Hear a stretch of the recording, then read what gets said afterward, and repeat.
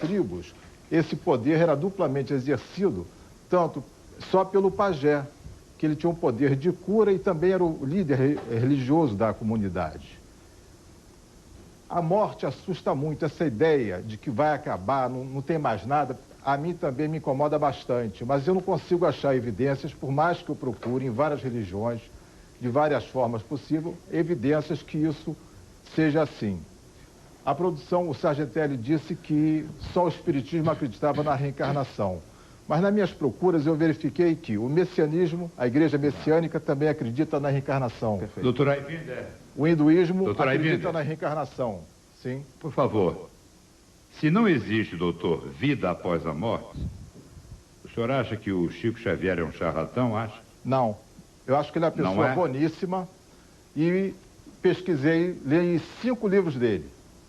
Peguei aleatoriamente 5 livros deles e verifiquei o seguinte: é tudo a mesma coisa, é a mesma ladainha, não tem uma grande variação literária. Quais os livros do senhor leu? Já faz tempo, uma série de livros dele. 5 livros que eu peguei aleatoriamente. Ele tem uma obra de mais de 40... 360 até hoje que ele já recebeu. Eu peguei 4 ou 5 livros deles Cerca e li... de 12 mil mensagens. O senhor leu 5, está um universo não há muito variação pequeno. Literária. O senhor permite discordar. Quem conhece a obra, quem conhece a obra toda, não conheço a obra toda. Verifica que ela é diversificada. Um momento, mantenha a palavra ao professor. Tá. Se conhecer a obra toda, eu vou perder muito tempo para chegar à conclusão que eu já cheguei com 5 livros. Então, o medo da morte é assustador. Eu só fui ter certeza que eu era realmente uma pessoa agnóstica quando, em 1978, o meu pai faleceu e, na mesma semana, um dos meus filhos teve meningite.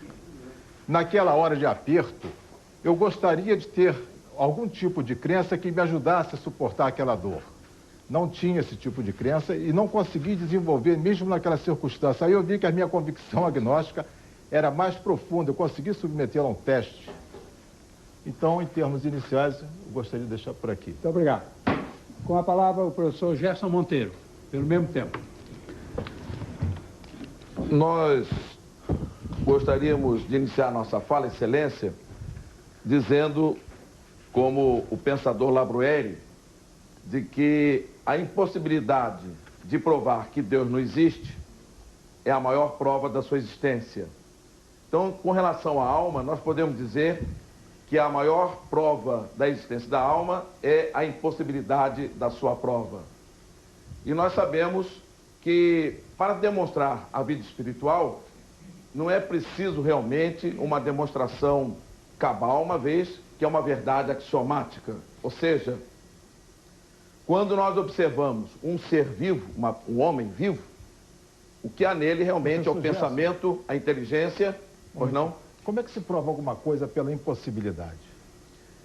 Porque no momento que não se pode provar que a alma não existe, é a maior prova da sua existência que nós tentaremos, através das provas documentais e testemunhais, durante o programa, oferecermos. A gente pode provar qualquer coisa pela impossibilidade, é isso? Não, Labrueri disse que a impossibilidade de não provar a existência de Deus estava vamos dizer, a grande prova da sua existência. Eu não queria Mas nós não gostaríamos de ser interrompidos nesse momento para terminar o nosso raciocínio. Mas, como nós dizíamos, quando nós examinamos o homem, o ser vivo, nós vemos que há nele o quê? A inteligência, que é atributo da alma. Basta ver o defunto, o cadáver, para observar a grande diferença. E até certa ocasião, Chico Xavier foi perguntado por um certo professor de anatomia, e ele era patologista, e ele chegou a dizer para Chico Xavier que ele havia aberto muitos cadáveres em necrópsias e chegou à conclusão de que ele encontrou a tal da alma nos cadáveres. E Chico Xavier respondeu com muita inteligência e sabedoria: mas doutor, como é que o senhor poderia encontrar o pássaro depois que ele fugiu da gaiola? E uma das provas mais evidentes de Chico Xavier para o Dr. Luiz Aybinder é este livro, Parnaso de Além Túmulo, primeiro livro recebido por Chico Xavier. São poetas de todas as, vamos dizer assim, poetas de todas as formações literárias, e nós temos aqui cerca de 350 obras, ou seja, obras poéticas, Augusto dos Anjos, Castro Alves, Emílio Menezes, como que o indivíduo com 21 anos de idade, na cidade de Pedro Leopoldo, sem uma biblioteca, sem internet à sua disposição, poderia produzir inicialmente uma obra que, de uma certa forma, foi estudada pelo doutor, pelo médico e também um crítico literário, em que ele demonstra o estilo do autor quando em vida e depois o estilo através de Chico Xavier. Não acredito que o senhor, ao ler, aliás, possa até deixar esse documento para o senhor, obrigado. Que o senhor, ao ler esse livro, poderá dizer que é a mesma coisa. Augusto dos Anjos, com a sua ritmação, os decassílabos, enfim, é impossível realmente dizer que as obras de Chico Xavier, que são mais de 400 obras, poderia dizer que ele tem o mesmo estilo. Nós vemos, por exemplo, um romance há 2000 anos passados, Paulo Estevão... O senhor dispõe de meio minuto para Paulo essa parte Estevão, inicial.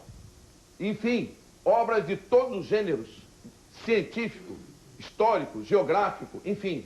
Então, nós queremos, depois dessa nossa apresentação, também entregar à Sua Excelência uma prova que é o doutor Carlos Augusto Pedandreia, a psicografia à luz da grafoscopia, ou seja, ele fez... Nós estamos aí diante do grande júri com esse debate tão importante a respeito da espiritualidade, da permanência da vida após a morte. E é óbvio, muitas pessoas estão assim um tanto interessadas em também externar seu ponto de vista. E eu me reporto aqui ao doutor Valdir de Melo Tude, que é médico. O senhor estava querendo falar, doutor, o senhor acha que não existe vida depois da morte? Isso é tudo charlatanismo? Evidentemente. Eu vou pedir, então, que o senhor nos responda depois do intervalo, ok? Só depois do intervalo, por favor, doutor. Nós vamos já voltar aqui com o grande júri. Já passando aqui ao nosso telespectador. Sim, 89,3% dizendo sim, existe vida depois da morte. E apenas 10%, 10,7% dizendo que não. Os telefones estão à disposição e você em casa aproveita o intervalo, ligue para nós, concorre a um Fiat Palio por apenas R$3 de qualquer lugar do Brasil e nos ajuda a formar opinião em definitivo quanto ao tema. Afinal, existe ou não existe vida além da morte? Nós voltamos já com o grande júri, porque aqui, você já sabe, o juiz dá a sentença, mas quem julga é o povo brasileiro. O Dr. Gerson disse que iria passar a 90%. Nós já estamos aí com 90,8% a favor, dizendo sim, e 9,2% dizendo não. Estamos agora com 8 horas e 20 minutos, estamos ao vivo, aguardando a sua participação pelos telefones que aparecem no seu vídeo. 0900 78 3300 para quem diz sim, 0900 78 3301 para quem diz não. Já vou conversar com o Dr. Valdir Melo Tude, ele que estava querendo fazer aqui uma réplica ao Dr. Gerson, que sustentava a tese da imortalidade e da reencarnação, mas antes vamos aqui também ao depoimento do professor de Sociologia, Emir Sader, que gravou para a nossa produção, dando conta aí de por que não acredita na reencarnação e na vida eterna. Vida depois da morte só poderia ser garantida por Deus, por um ser todo-poderoso. Duvidar dele, de alguma maneira, é negar a sua existência. De qualquer forma, a preocupação maior da gente tem que ser, na realidade, com a vida antes da morte. Na realidade, a vida nossa está pela hora da morte. O que a gente precisa é reafirmar o valor da vida em contraposição à morte. A morte é a simbologia absoluta do limite que o homem tem. O homem não é um ser todo-poderoso, não é um ser imortal, então tem um significado muito carregado, é um nada absoluto.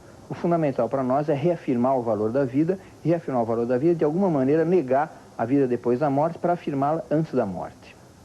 Mas a cada depoimento que surge negando a possibilidade da reencarnação, parece que as pessoas reagem. 91,6% agora dizem sim à imortalidade da alma e à reencarnação. Eu gostaria de falar com o Dr. Valdir de Melo Tude. O senhor estava contrapondo aqui a defesa sustentada pelo Dr. Gerson. O senhor acredita ou não acredita? Eu acho profundamente desagradável, devido à minha formação religiosa. Eu fui do colégio jesuíta e me criei eternamente pensando que a vida ia continuar depois da morte. A chamada vida eterna, que nós deveríamos alcançar a vida eterna. Mas cheguei à conclusão, depois de alguma idade, depois de